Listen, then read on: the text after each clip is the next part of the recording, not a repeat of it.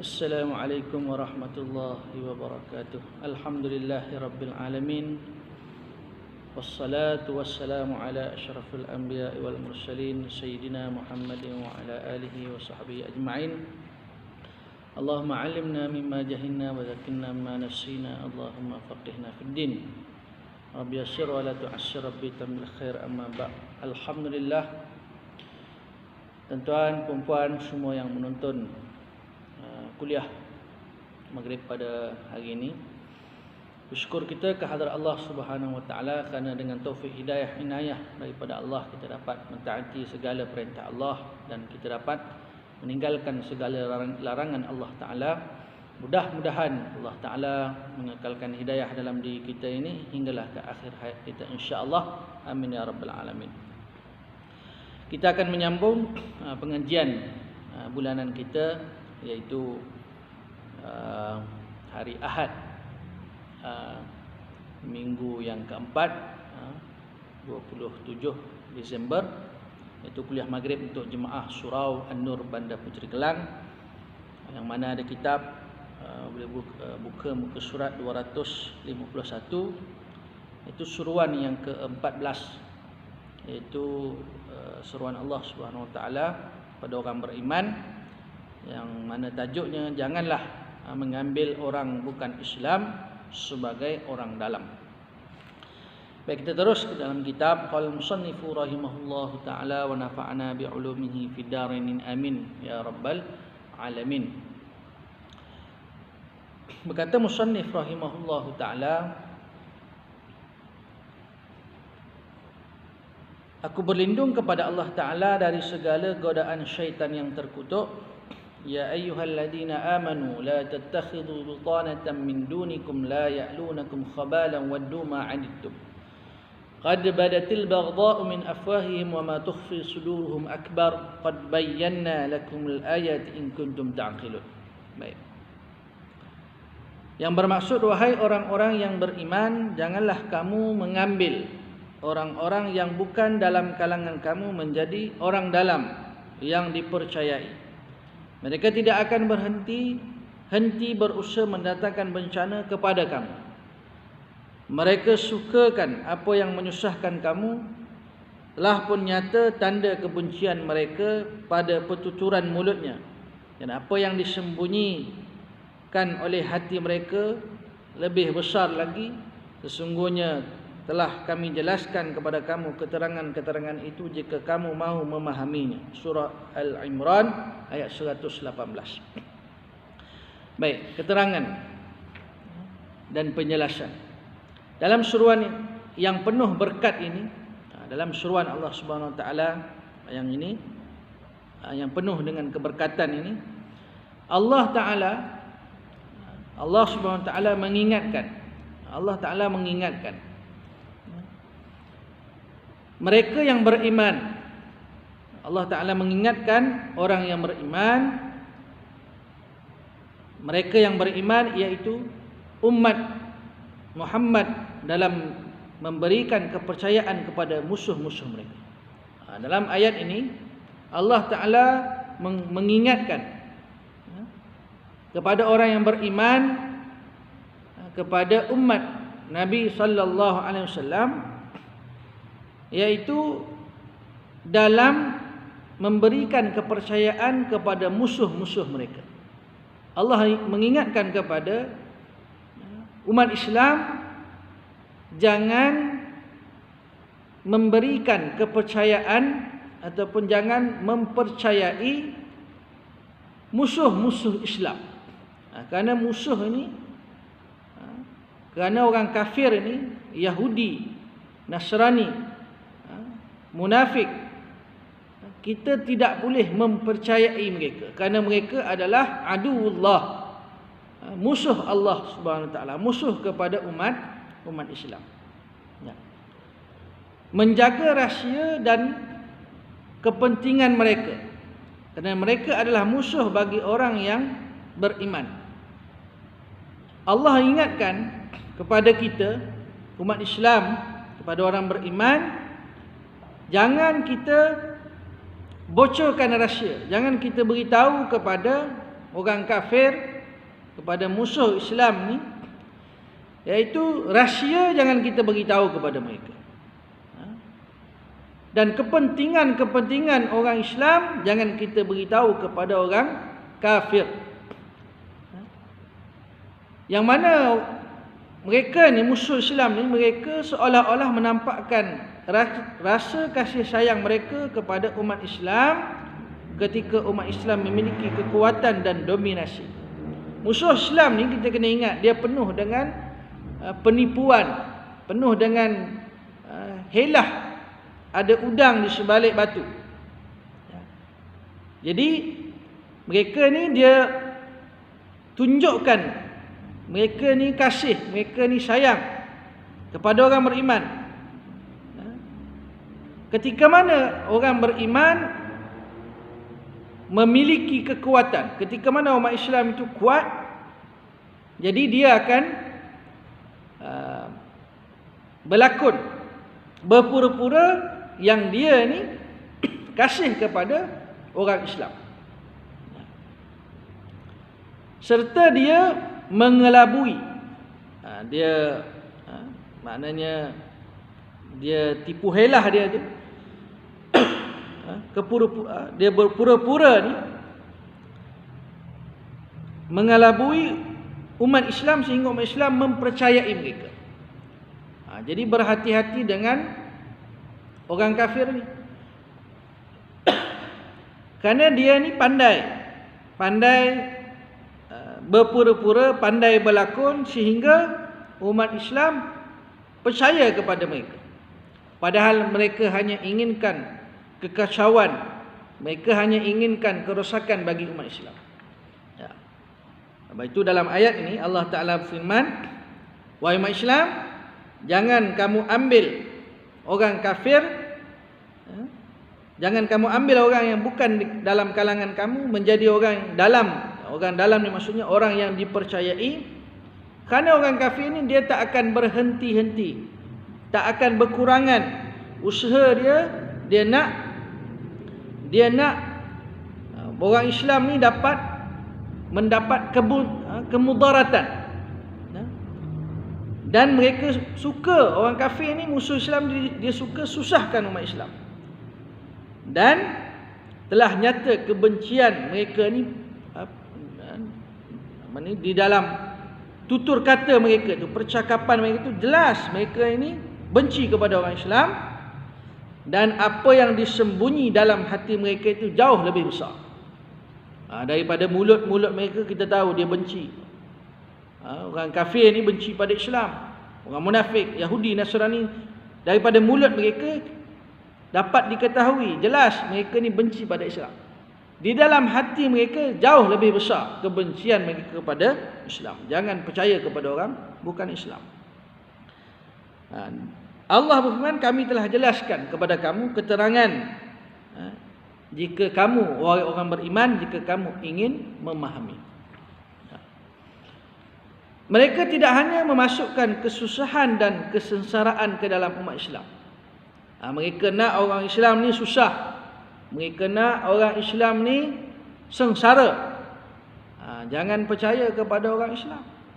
Jadi Allah Ta'ala menyeru, wahai orang yang beriman, jangan kamu mengambil, mengangkat, menjadikan orang bukan Islam, orang kafir, jadi orang dekat, orang dalam, orang yang dipercayai. Tak boleh. Namun juga menipu. Dia menipu Yahudi Nasrani.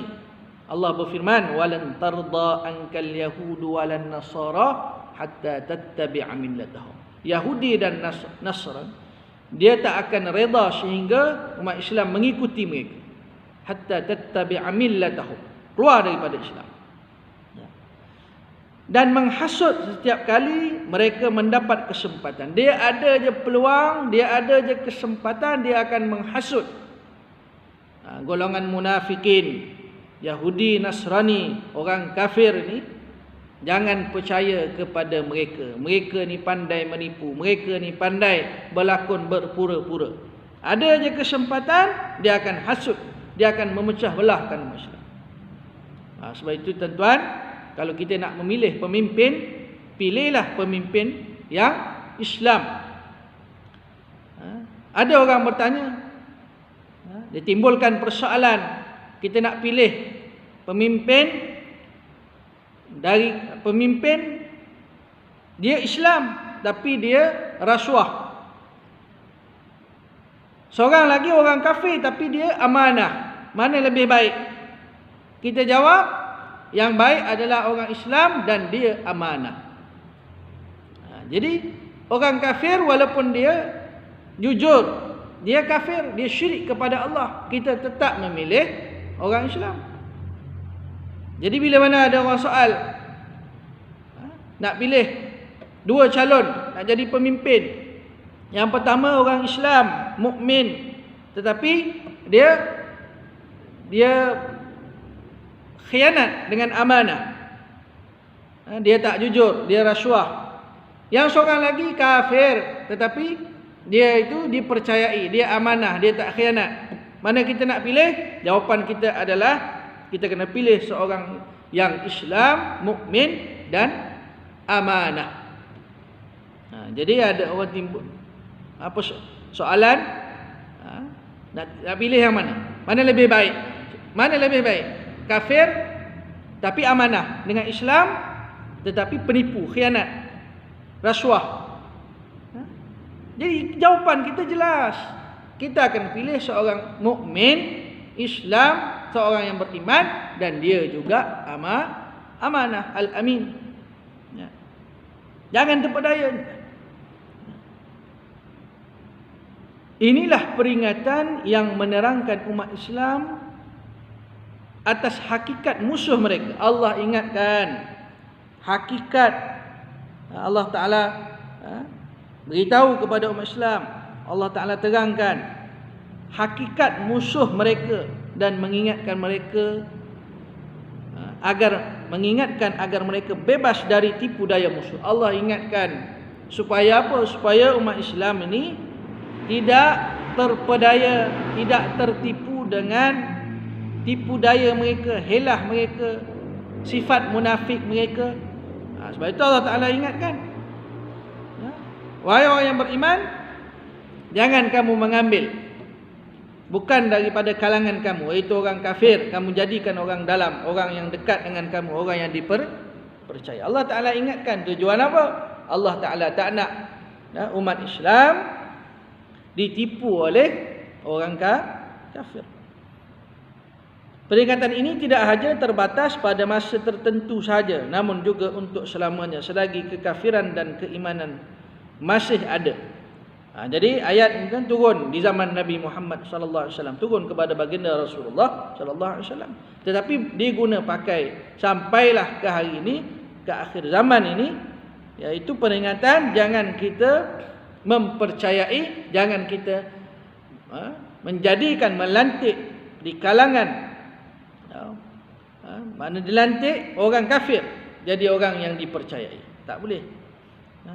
Adapun dalil mengenai perkara ini adalah teks ayat yang berada di depan kita sekarang. Umat Islam dituntut untuk tidak mengambil orang dalam yang dipercayai yang berasal dari musuhnya, yang tidak menjadikan mereka tempat menumpahkan kepercayaan. Orang Islam tak boleh dia ambil orang bukan Islam, dia ambil orang kafir ni, dia percaya, dia tak boleh jadikan orang kafir ni orang yang dipercayai.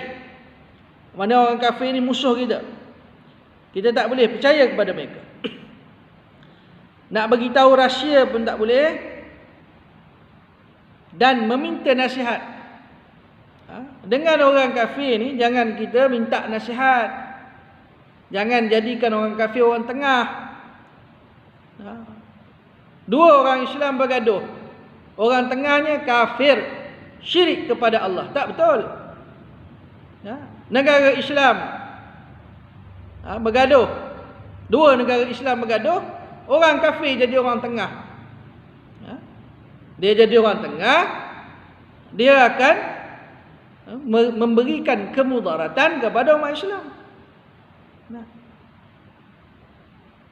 Meskipun demikian kita sering alpa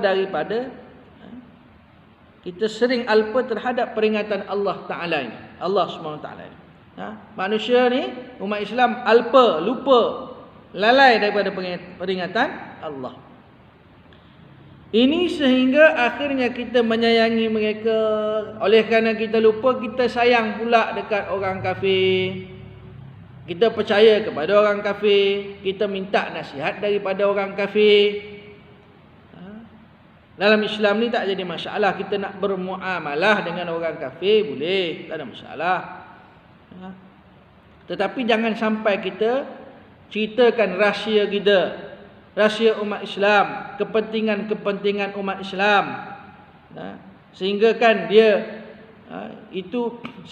dia boleh menghancurkan umat Islam dengan rahsia yang kita beritahu kepada dia. Maslahah kepentingan umat Islam tak boleh beritahu kepada orang kafir. Cuma kita di Malaysia ni adanya orang kafir Cina ke India ke dan sebagainya, mereka adalah kafir zimmi, kafir yang tidak memerangi, tidak membunuh orang Islam. Kalau kafir harbi, kafir yang memerangi orang Islam, yang bunuh orang Islam, kita jihad lawan dengan mereka. Padahal mereka menentang Allah Ta'ala dan Rasulnya. Kita sayang pula pada orang kafir. Padahal orang kafir ni, dia adalah orang yang menentang Allah Ta'ala dan menentang Rasulnya sallallahu alaihi wasallam. Membuka dada dan hati kita untuk mereka. Dah pula kita buka dada kita dan hati kita. Kita jadikan rujukan, kita minta nasihat. Jiwa raga kita, kita bagikan untuk mereka. Terserah kepada mereka. Orang bukan Islam, tak betul.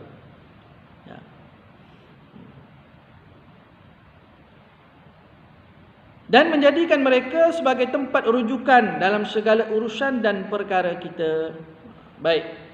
Orang Islam kan, dia tak boleh jadikan orang kafir rujukan dalam apa jua urusan dan perkara. Banyak perkara memang kita rujuk kepada orang bukan Islam. Kita nak bincang panjanglah.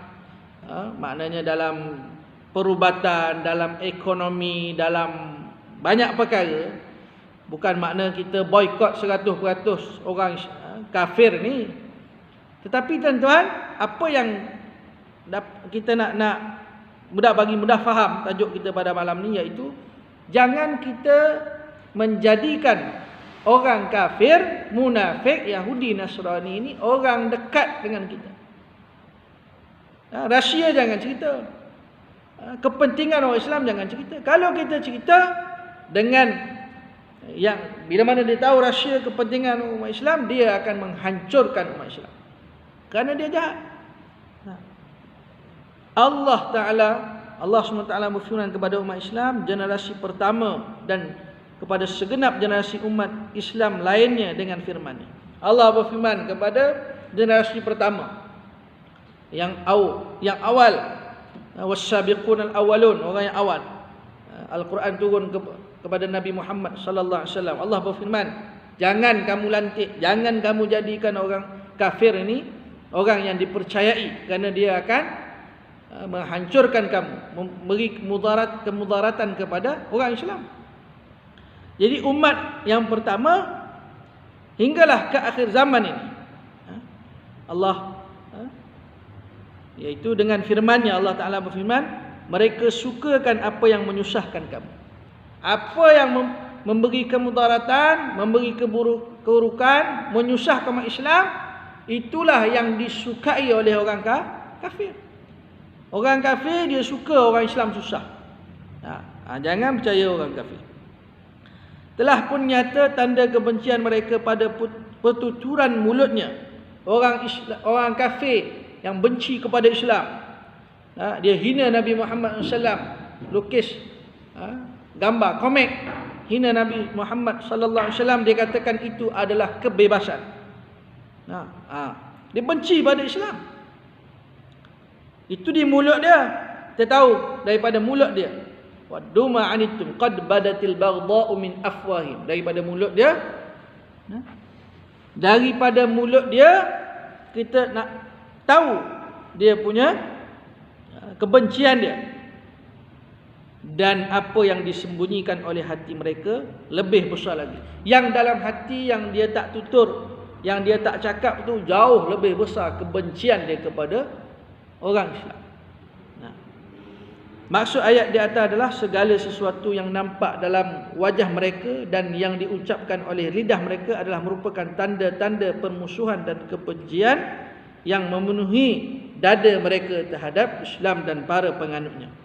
Maknanya tuan-tuan, daripada mulut dia tu, wajah seseorang, percakapan seseorang, kita tahu bahawa dia benci kepada Islam. Orang kafir, dia tengok pada orang Islam, muka dia masam, dan mulut dia mengeluarkan kata-kata yang maknanya dia kecam umat Islam, dia hina orang Islam, dia ejek orang Islam. Kita dapat tahu daripada lidah dia, percakapan dia tu, lisan dia tu, dan wajah dia. Kita boleh tahu dalam hati dia jauh lebih besar lagi kebencian daripada Islam. Sesungguhnya kebencian dalam hati mereka itu melebihi apa yang dinampakkan. Perkara seperti ini akan tersembunyi dari zat yang mengetahui lubuk hati nurani.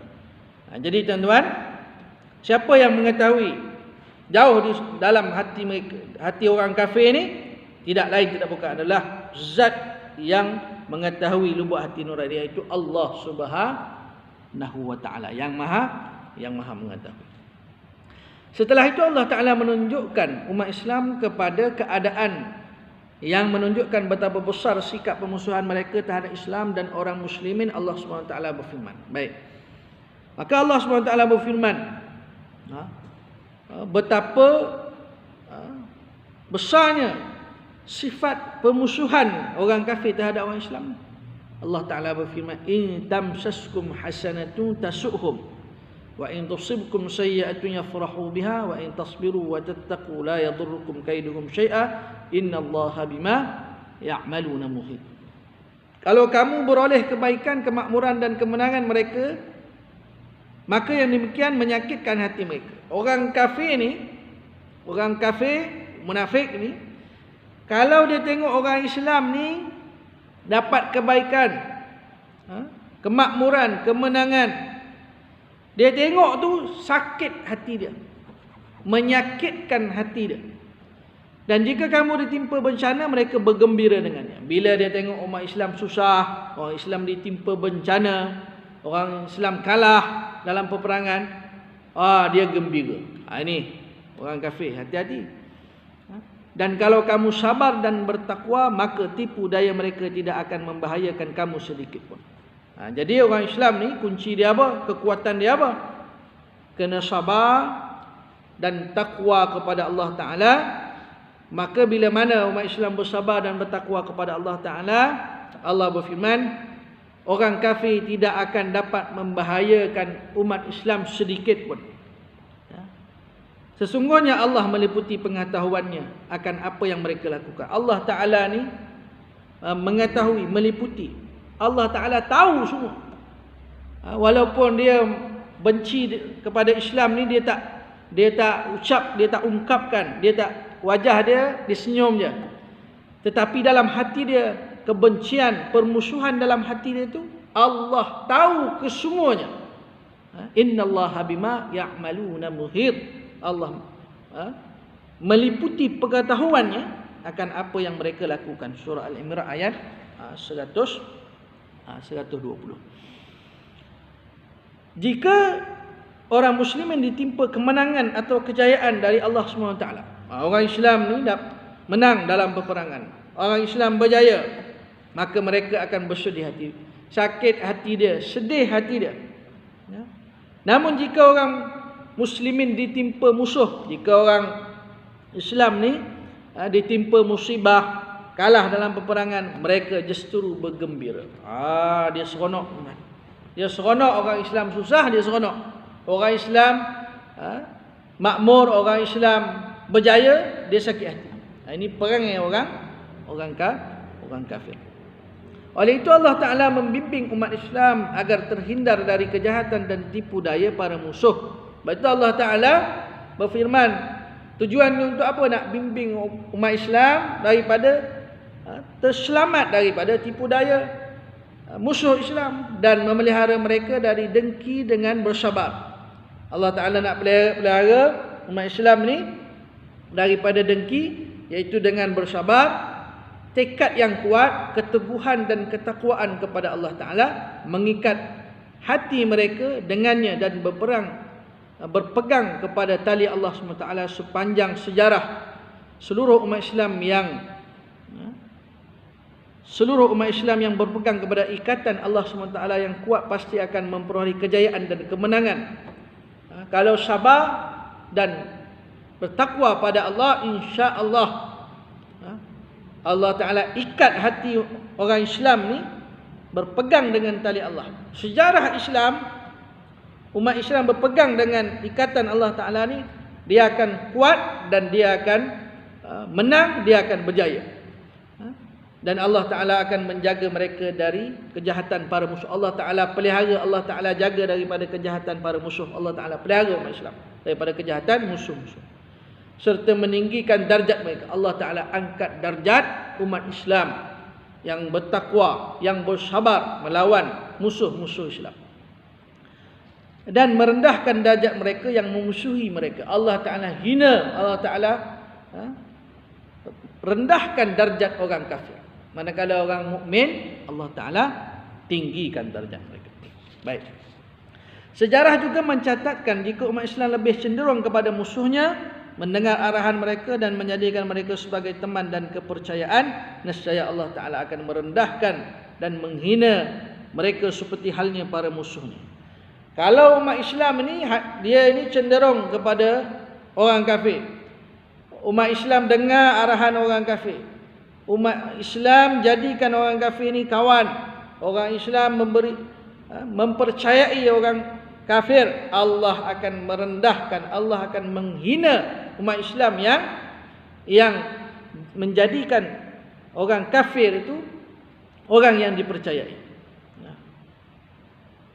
Allah Ta'ala berfirman, jika kamu bersabar dan bertakwa, nescaya tipu daya mereka sedikit pun tidak mendatangkan kemudaratan kepadamu. Sesungguhnya Allah SWT mengetahui segala apa yang mereka lakukan. Takwa pada Allah, bersabar. Allah Ta'ala janji musuh Islam tak akan dapat memberikan kemudaratan kepada umat Islam. Dan syarat sabar, takwa pada Allah, berpegang dengan tali Allah. Sesungguhnya Allah Maha mengetahui apa yang dilakukan oleh orang kafir. Baik. Dari Abu Sa'id Al-Khudri radhiyallahu anhu berkata bahawasanya Rasulullah SAW bersabda, tidaklah Allah SWT mengutuskan Nabi dan mengangkat khalifah, melainkan terdapat pada pengutusan itu dua golongan. Allah Ta'ala ni, daripada Abu Sa'id Al-Khudri radhiyallahu anhu, dia berkata, Nabi SAW bersabda, Allah Ta'ala tidak mengutuskan Nabi dan mengangkat khalifah ni, melainkan Allah Ta'ala mengutuskan Nabi dan Allah Ta'ala mengangkat khalifah ini, terdapat pada pengutusan itu dua golongan. Dalam Allah Ta'ala mengutuskan Nabi SAW dan mengangkat khalifah ini, dalam putusan itu, pengutusan itu ada dua golongan. Golongan yang menyuruh kepada kebaikan dan ia khusus untuk kebaikan sahaja, dan golongan yang menyuruh kepada kejahatan dan ia khusus untuk kejahatan sahaja. Orang yang maksum itu adalah orang yang dijaga oleh Allah Subhanahu Wa Taala. Baik. Jadi tentu ada dua golongan. Golongan yang pertama, golongan ini dia ta'muruna bil ma'ruf, mengajak kepada kebaikan. Golongan yang kedua, dia menyuruh kepada kejahatan.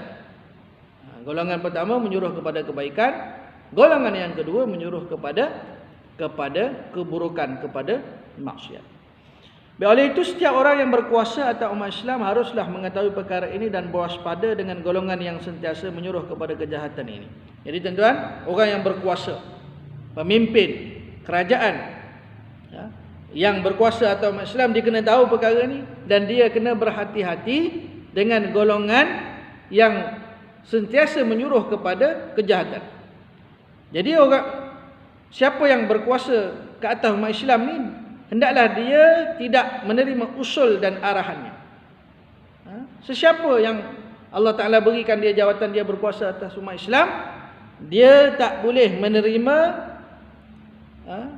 cadangan, usul, ataupun tak boleh mengikut arahan dari golongan yang menyuruh ke. Hendaklah dia tidak menerima usul atau arahannya. Maknanya kalau siapa pemimpin kepada umat Islam ni, dia tak boleh terima usul ataupun arahan daripada orang yang menyuruh kepada kejahatan. Akan tetapi orang yang berkuasa ke atas umat Islam ni, dia menerima usul atau arahan dari golongan yang menyuruh kepada kebaikan.